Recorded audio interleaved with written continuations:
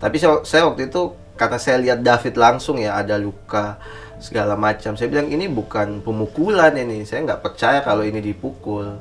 Saya bilang ini nggak pukul. Masa orang mukul kan di pipi David itu ada bekas kayak gesekan benda tumpul gitu kan. Seakan kayak di wajahnya digosok gitu.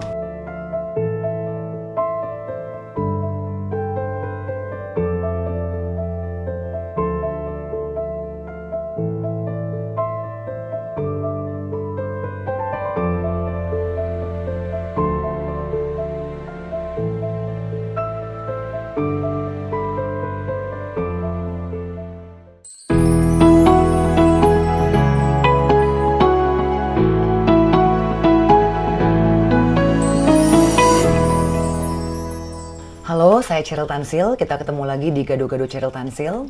Dan ini merupakan, saat kita taping, ini merupakan hari ke-10, di mana seorang anak yang punya masa depan cerah, yang punya proyeksi begitu indah untuk hidupnya, hari ke-10 ini masih terkapar di rumah sakit, masih di unit gawat darurat, masih di ICU. Keluarga belum tahu bagaimana, kapan David bisa segera tertawar yang lagi dengan keluarganya. Saat ini saya bersama dengan seorang kerabat dekat keluarga David yang pada hari pemukulan, penganiayaan terjadi, menjadi orang yang mengantar ayah David untuk segera bertemu David dan juga mengurus keperluan untuk pengaduan ke polisi. Halo Mas Rustam. Halo. Mas Rustam Hatala, kerabat dekat yang pada saat kejadian sudah tinggal bersama David sekitar 3 bulan ya, satu rumah ya. Betul. Berarti tahu banget lah David orangnya seperti apa ya? Secara detail sih kurang, tapi kita tahu bahwa karakter anak ini tuh baik. Ya. Jadi Mas Rustam ini adalah orang yang bersama dengan ayah David, Mas Jo, pada saat pertama kali Mas Jo menerima informasi bahwa anaknya habis digebukin dalam kondisi yang udah nggak sadarkan diri. Betul ya? Iya, betul. Jadi sekitar pukul 19.30 ya, habis Isya lah. Waktunya sekitar itu, saya sama Joe itu, kita lagi menuju ke satu tempat.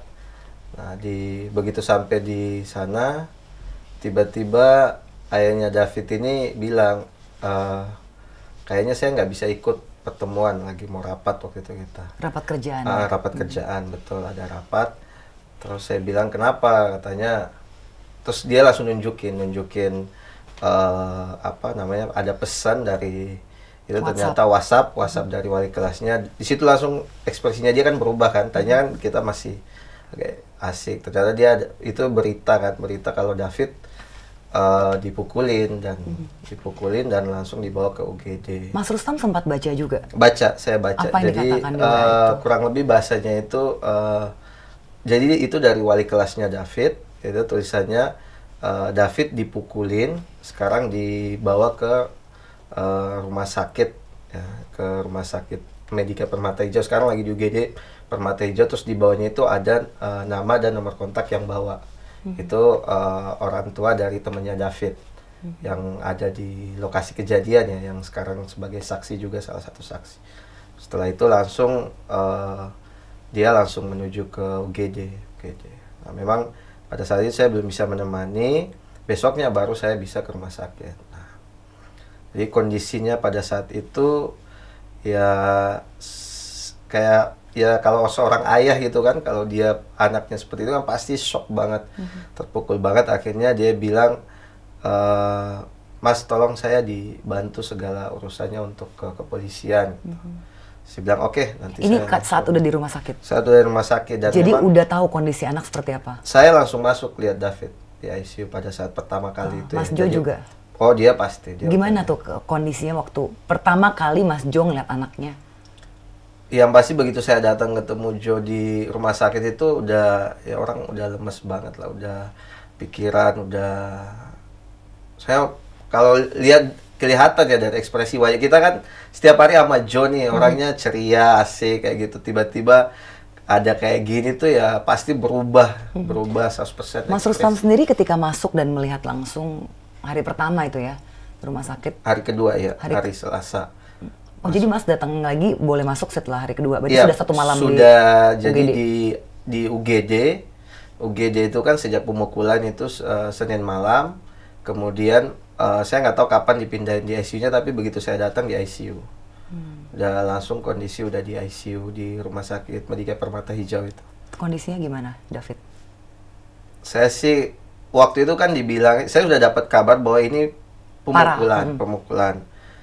Terus pas saya lihat, ini sih bukan pemukulan. Waktu itu persepsi saya ini pengeroyokan, karena saya lihat dari bentuk wajahnya ya, pecah tahan di bibir, terus luka yang sangat parah di pipi sebelah kanan itu kan, di sebelah kanan itu, terus di telinga gitu. Karena memang saya sempat maksudnya memberikan support lah, pegang kepala, Fit, sabar ya gitu. Tapi memang kita kan nggak tahu dia kondisinya mendengar atau enggak, karena waktu itu kan kita belum tahu detail medisnya seperti apa kan. Cuma pas itu memang cukup parah banget pada saat awal.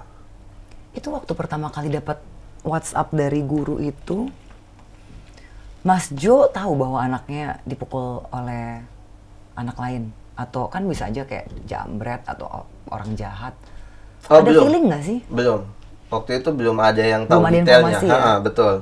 Kita juga saat itu juga pikiran saya, oh mungkin anak SMA ya berantem biasa. Kayak tawuran lah, kan kita juga pernah kita muda biasa juga ya, ya. masuk Maksudnya stand kita ya. sering mendengar kayak gitu. Makanya saya hanya bilang ya udah kakak duluan aja ke sana gitu. Saya biasa panggil Mas Jo kakak Jo duluan aja ke sana sambil dicek gitu. Cuman memang kebetulan kan kita berdua ini kan di Ansor juga, jadi saya sempat mengabarkan ke sahabat Ansor yang di daerah situ untuk menemani, karena takutnya kan ketika dia dengar kayak gitu, saya lihat ekspresinya kan langsung berubah, langsung kayak orang shock gitu kan, panika. Jadi saya langsung kabarin minta tolong ada yang nyusul ke rumah sakit di dekat situ, sahabat-sahabat Ansor di dekat situ untuk ke rumah sakit nemanin. Ya alhamdulillah pas di UGD itu udah ada juga sama Ansor yang datang nemanin di situ. Pertama kali tahu bahwa ini pemukulan oleh pemuda lain, gimana tuh ceritanya? Di Polres, di Polsek Pesanggerahan. Jadi saya hari Selasa itu pagi, saya ke rumah sakit itu jam 10-an, kemudian sekitar jam 1:30 itu saya ke Polsek Pesanggerahan setelah saya bisa masuk. Karena saya nunggu itu sampai bisa masuk ke ICU dulu, saya pengen tahu kondisi David seperti apa kan, detailnya. Nanti setelah saya bisa ngelihat, saya langsung ke Polsek. Jadi ke Polsek, dan memang kan yang terlibat pada saat itu memang sudah ada di Polsek itu kan, sudah ditahan. Waktu itu menurut informasi dari Polseknya ini udah ada satu pelaku nih yang ngaku. Oh jadi sebelum Mas mengajukan laporan udah ada? Udah ditahan itu sejak kemarin. Sejak kemarin karena pada saat kejadian ini kan saksi ini maksudnya yang punya rumah ini, ya? Iya, Pak R yang punya rumah sama Ibu N ini. Temannya David, yang David lagi kunjungi, orang tuanya gitu ya? Ini alhamdulillah karena Pak R ini juga cukup kira-kira dia udah langsung gitu tahu apa yang harus dilakuin pada saat itu. Jadi dia langsung minta security untuk nutup, kan dia sampaikan ke saya kan. Oh jadi security kompleks tutup? Iya, langsung ngamanin. Jadi langsung security itu menghubungi Polsek itu langsung datang bawa 3 orang waktu itu. Oh makanya Rubicon dengan plat awal itu sempat masuk ke... Iya, betul. Oke, Polsek. Dan pada saat saya datang masih ada Rubicon itu kan. Kan saya sama beberapa teman-teman Ansor datang, masih ada mobil Rubicon dengan plat yang B120 itu. Terus belakangnya Den Broden itu. Terus saya minta teman-teman udah fotoin aja gitu. Ini menurut informasi ini mobil yang digunain yang mukulin kan gitu. Terus ke atas. Nah, ini ada yang menarik itu karena saya sempat berdebat sama polisi karena saya belum tahu ya. Belakangan kan kita baru tahu bahwa memang itu dari video yang beredar memang satu orang kan. Karena pada saat itu saya masih tanya ke petugasnya waktu itu, ini saya nggak percaya kalau yang mukul satu, karena kan yang ditahan baru satu.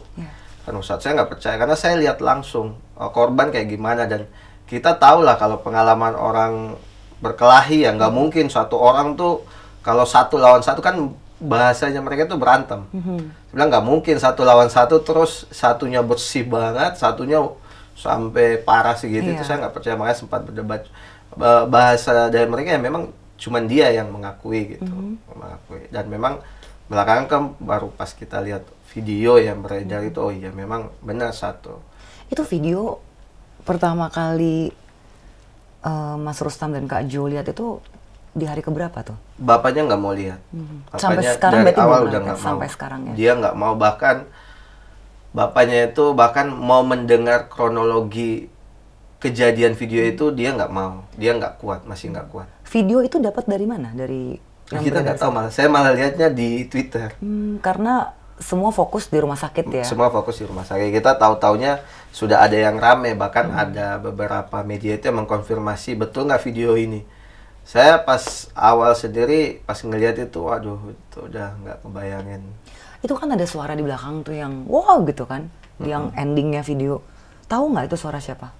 Dari ceritanya itu memang salah satu orang tua ya, ibunya yang nolong punya rumah. itu. Iya, yang nolong. Temannya David punya ibu ya yang dia Iya, berkunjung. betul. Berarti kalau dia yang wow, berarti yang memvideokan itu menurut saksi mata, menurut ibu ini siapa? Dia masih ingat nggak? Pas ngobrol sih dia nggak jelas itu sih. Kayaknya dia nggak perhatikan juga, mungkin lebih fokus ke David waktu itu. Kata dia memang dia juga shock. Saya sih sebenarnya berterima kasih banget itu dari keluarga ya, kita terima kasih banget tuh buat kedua orang tua temannya David itu, karena mereka langsung gitu cepat, yang satu fokus untuk ini David, yang satu ngamanin, sampai masih sempat nyari kontak orang tua buat ngabarin. Itu luar biasa banget itu. Teman sekolah ya ini? Teman Makanya sekolah, lewat wali kelas ya? teman yang biasa David main ke rumahnya. Dan David itu memang kalau setiap mau pergi main, dia pasti lapor bapaknya, izin bapaknya, kasih tahu gitu kan. Dan kita udah nganggap itu biasa gitu, setiap hari. Tadi kan Mas bilang Mas sempat lihat juga ya Rubicon dengan plat belakang DEN itu ya? Oh iya. Nah itu kok bisa tahu, kok jeli banget gitu loh kepikiran bahwa itu platnya diganti? Apa teman-teman Ansor yang bantu karena kita temenin? pas di sana datang, mobilnya kan keluar. Terus teman-teman kasih tahu, ini kok mobil yang Barang bukti? barang bukti. Karena saya waktu buat laporan sempat nanya, Pak, kok mobilnya nggak ada, mobilnya keluar. Nah, jawaban dari petugasnya waktu itu, mobilnya dipakai untuk jemput saksi. Jemput saksi. Saya nggak tahu ya prosedur seperti apa yang dari polisian, tapi memang bahasanya waktu itu jemput saksi. Terus saya kasih tahu ke teman-teman, enggak, itu mobil dipakai untuk jemput saksi, nanti balik lagi. Bahasanya begitu. Nah, memang sampai, karena kita ngawal terus tuh di Polsek hari itu ya, dari siang sampai malam. Itu berarti udah tanggal 21? 21 hari Selasa, betul. Ya, kan kejadian tanggal 20 ya, ini tanggal 21. Iya, betul. Jadi teman-teman Ansor banyak di sana lah mendampingi ya, mendampingi, untuk support. betul, memberikan support ya, ada yang di rumah sakit, ada yang di Polsek Pesanggerahan waktu itu. Jadi sekitar jam 6 atau setengah 7 lah mobilnya datang, tapi platnya berubah. Dan difoto sama teman-teman itu Dan viral, kita kan? foto juga, dan kita foto. Ini kok tadinya kan Broden terus ganti jadi PB berapa gitu. Sempat lapor nggak ke polsek setempat dari anggota polsek di Penjaringan, ini kok platnya ganti? Pesanggerahan. Iya, Pesanggerahan. Sempat lapor nggak? Kita sempat ngomong, Pak, itu tadi plat Reaksinya nomornya gimana? beda. Saya lupa ya waktu itu reaksinya seperti apa. Katanya, oh iya nanti kita akan urus itu gitu, seperti itu. Jadi kita sempat kasih tahu. ketika Mas Rustam bolak-balik ke Polsek Pesanggerahan, kapan pertama kali melihat, oh yang pukulin David nih ini? Itu kapan? Jadi saya waktu itu memang minta ke petugasnya waktu itu, Kanit Reskrimnya waktu itu, saya bilang, Pak, saya pengen tahu pelaku ini seperti apa, kok ponakan saya ini sampai hancur begini kan. Memang katakannya iya ini badannya besar, dan memang kan teksturnya besar. Tapi saya waktu itu, karena saya lihat David langsung ya, ada luka segala macam. Saya bilang ini bukan pemukulan ini. Saya nggak percaya kalau ini dipukul. Saya bilang ini nggak pukul. Masa orang mukul, kan di pipi David itu ada bekas kayak gesekan benda tumpul gitu kan, seakan kayak di wajahnya digosok gitu. Nah, sampai dengan saya lihat video, ternyata seperti itu memang kejadiannya, sampai bisa ada luka di pipi itu.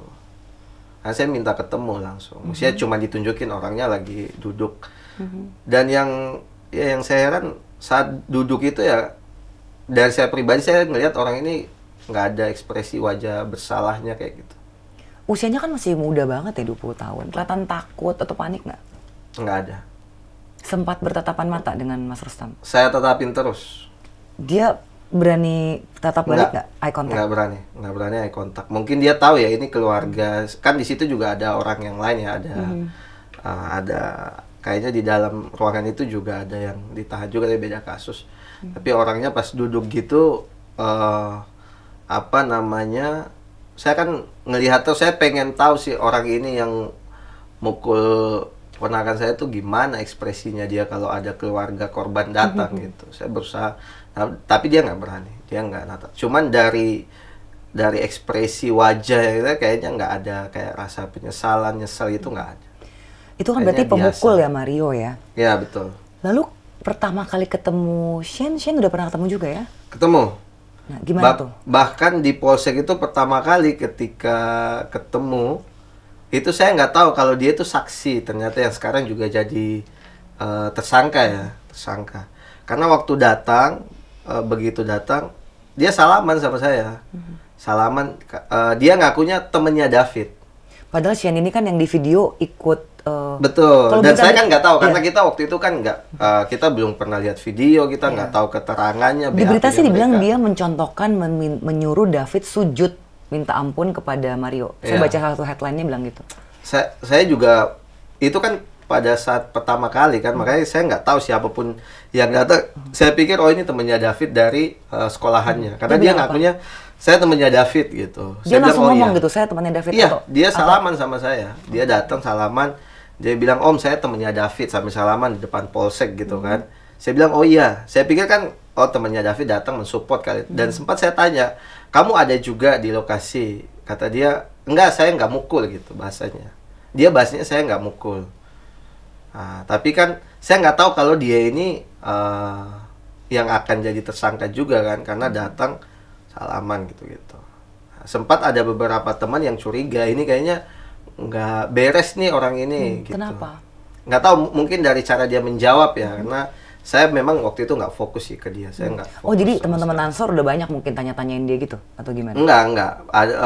Mungkin dari respon jawabannya dia kan, karena ada beberapa teman yang nanya juga, kamu siapa gitu, kata dia.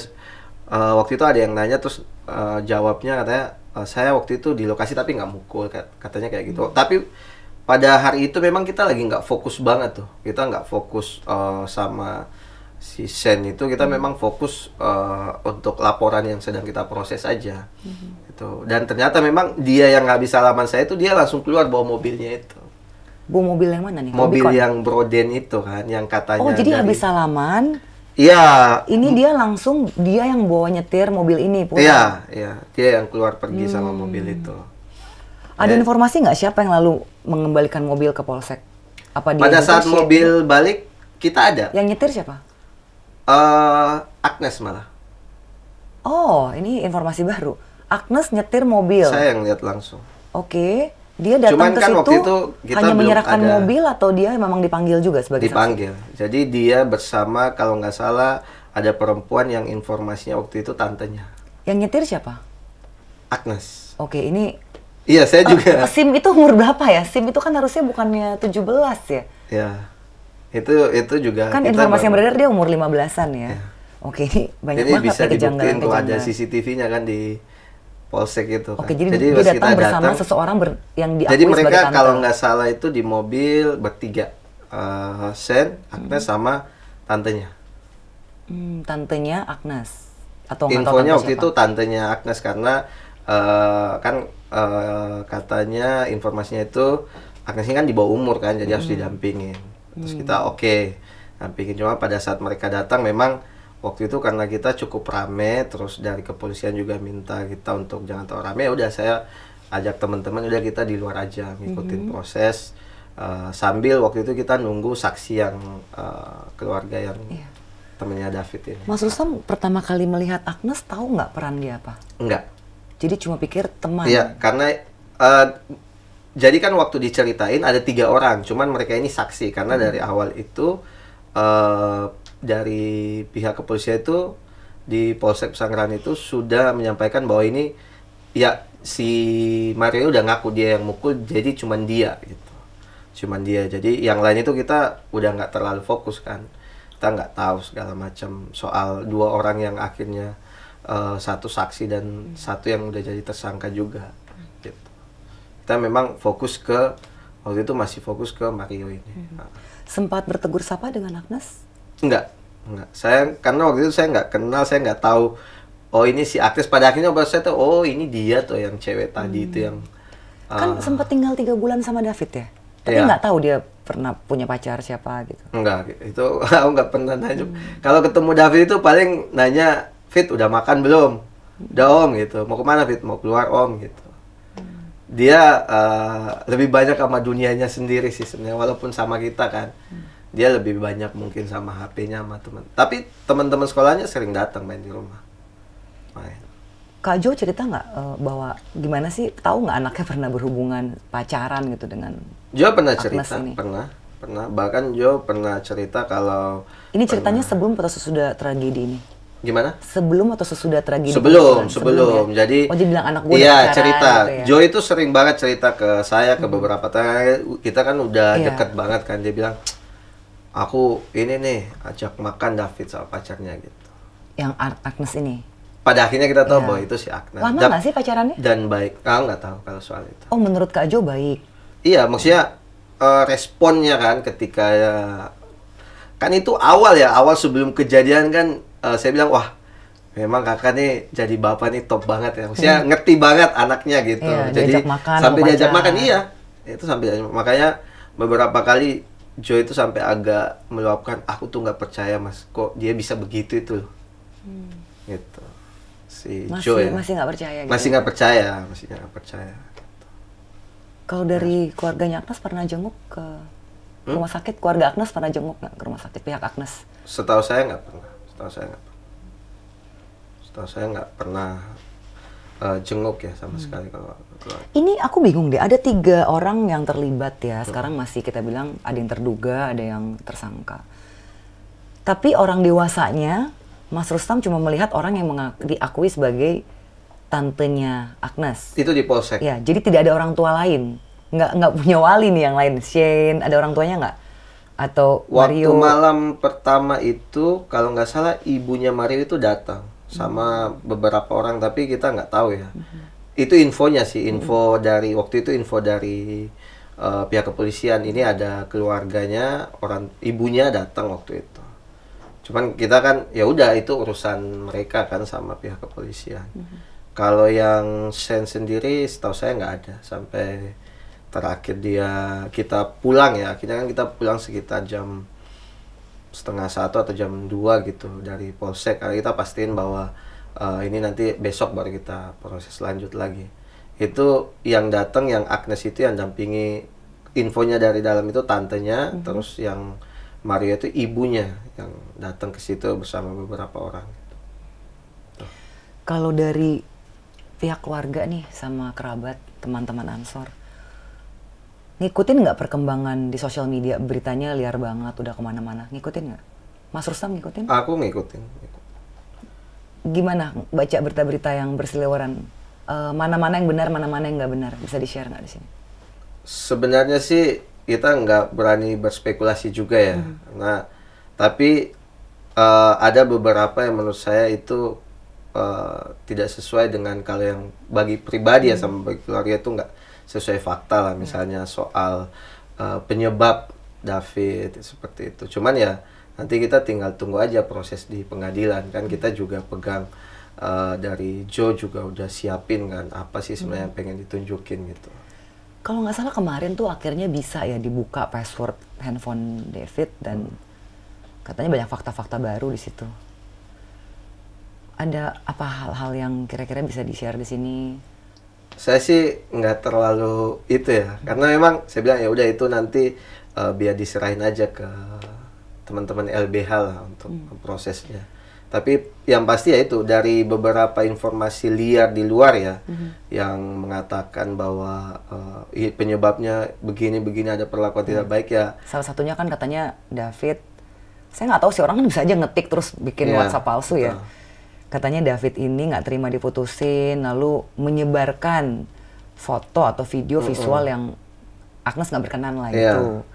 Itu nanti kan tinggal, sebenarnya kita udah punya sih, maksudnya dari cara melawan isu-isu itu ya. Cuman kan kebanyakan karena Joe ini juga disupport sama teman-teman Ansor, lebih berpikir bahwa ini ditempuh dengan proses yang hukum yang tertata baik aja. Jadi kita nggak usah buka lah ya, mungkin ini jadi strategi juga kan nanti, strategi hukum. Betul. Iya, tapi terakhir jenguk David semalam ya? Semalam, tapi kan tanggal 28 saya nggak pernah masuk ke dalam. Jadi yang agak beda sih. Jadi sejak mulai banyak ya, mulai viral gitu, udah hanya ayahnya aja sama mungkin beberapa yang diizinin oleh pihak keluarga. Tapi alhamdulillah kalau soal kondisi David itu sejak mulai dicopot ventilator, kemudian sampai sekarang kan dikasih alat bantu ya, yang pernapasan itu menunjukkan dampak positif terus. Dia udah bisa komunikasi? Belum. Jadi kalau bahasa dari dokter itu belum bisa dikatakan sadar juga, belum bisa walaupun sudah ada respon ya, ada respon mata, respon kaki, respon gerak tangan segala macam, tapi ya belum menunjukkan bahwa ini orang sadar, benar-benar sadar itu belum komunikasi gitu. Untuk Kak Jo sendiri gimana kondisinya? Kan udah 3 hari pertama katanya nggak pulang sama sekali ya, benar-benar full di rumah sakit Permata Hijau. Betul. Lalu pindah ke Mayapada. Sekarang Kak Jo kondisinya gimana? Alhamdulillah kalau mulai sekarang sih mulai terbuka ya, agak komunikasi mulai ini. Oh, awalnya nggak? Awalnya sih hanya beberapa orang yang di sekitar kita aja yang berkomunikasi. Cuman yang saya luar biasa itu Joe itu dia selalu minta kita untuk kuatin dia. Jadi dia bilang, kuatin aku mas, kuatin. Maksudnya dia ini kan dalam kondisi tertekan banget, sedang drop banget anaknya seperti ini, tapi dia masih bisa untuk bilang kita untuk nguatin dia. Itu yang membuat saya, oh iya, jadi kita juga merasa saling menguatkan gitu. Itu sih. Alhamdulillah udah 2 hari 3 hari belakangan ini kalau kita ajak mulai, kan kita suka ajak bercanda ya, kita ajak bercanda tersenyum, ya dia udah mulai. Itu sih. Iya, ini kan Kak Jo ini putra-putrinya berarti kakak adik 2 ya, David dan adiknya. Iya. Adiknya yang di luar kota ya kalau nggak salah sekolahnya ya. Perempuan. Jadi perempuan. Itu berarti asrama ya sekolahnya atau ikut keluarga lain ya? Enggak, iya sama neneknya. Oke. Nah, Mas Jo sendiri kan ya boleh dibilang ya keluarga menengah lah ya. Ini gimana nih udah hari ke-10 di rumah sakit, itu gimana biayanya? Sementara kan pekerjaan pasti terganggu kan? Ada curhat itu nggak? Nggak, kalau curhat soal itu sih enggak ya. Lebih ke ini, cuman banyak yang mensupport juga kan ke Jo kan. Karena Jo ini punya banyak teman banget, temennya banyak banget.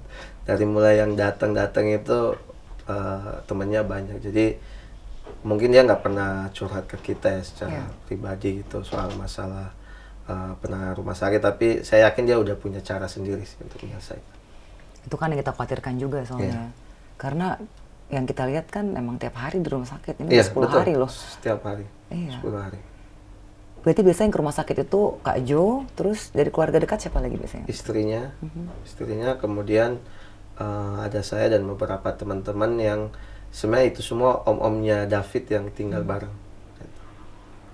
Nah, kalau untuk kedepannya nih, kan kalau proses kesembuhan kita masih harus day by day lah ya, tiap hari kan, pasti. Masih ngikutin gimana dokter bilang. Tapi kalau untuk proses hukumnya dari Kak Jo? Yang pasti dia juga udah ngomong dan sering saya ulang-ulang, pokoknya ini proses tetap harus lanjut. Jadi sempat diajak damai nggak sama keluarga? Kan kita tahu ini keluarga orang banyak uang, berpengaruh. Sempat diajak damai? Sempat waktu itu, tapi saya nggak ketemu. Jadi setahu saya orang tuanya itu pernah datang. Saya nggak tahu apa bahasanya ajak damai atau enggak, tapi mencoba untuk kalau nggak salah menawarkan membayar biaya perobatan. Tapi kita udah sepakat dari awal bahwa urusan ini harus kita tempuh di jalur hukum. urusan rumah sakit dan lain-lain kita bisa sendiri. Oke, jadi tegas gitu ya. Kita tegas. Kalau informasi yang beredar ini kan mulai ada klarifikasi dari pihak Polsek yang mengatakan bahwa Agnes ini karena di bawah umur dan bahkan katanya dia yang ikut nolong, ikut bantuin, ikut nolong. Kalau nggak ada Agnes mungkin lebih parah lah kondisinya gitu. Dari keluarga menanggapi berita-berita ini gimana? Ini yang kasih statement polisi loh. Ya, yang pasti kita udah nggak mau terlalu merespon itu kalau misalnya belum dibuktikan aja secara detail ya. Kita udah serahkan sepenuhnya ke LBH GP Ansor, kemudian ada bukti-bukti yang kira-kira memberatkan atau menguatkan, ya kita serahkan semua. Nanti kita bakal undang-undang lagi Mas Rustam ya, iya, untuk update-nya gimana proses hukum ini pas harus bergulir dan kita bakal kawal sama-sama ya. Iya. Semoga siapapun yang bersalah mendapatkan tanggung jawab dan hukuman yang setimpal. Iya. Ya, makasih Mas Rustam. Iya, Kita doakan juga, salam untuk Kak Jo. Salam. Dan juga ya kita doain supaya David segera sadar dan Amin, kondisinya amin, bisa amin. kembali seperti semula. Makasih Mas Rustam. Sama-sama. Ya, kita tutup dulu. Saya Cheryl Tansil. Kita akan terus ikuti perkembangan kasus ini. Kita akan sering komunikasi dengan keluarga David. Yang pasti kita akan ikut kawal bersama. Sampai jumpa.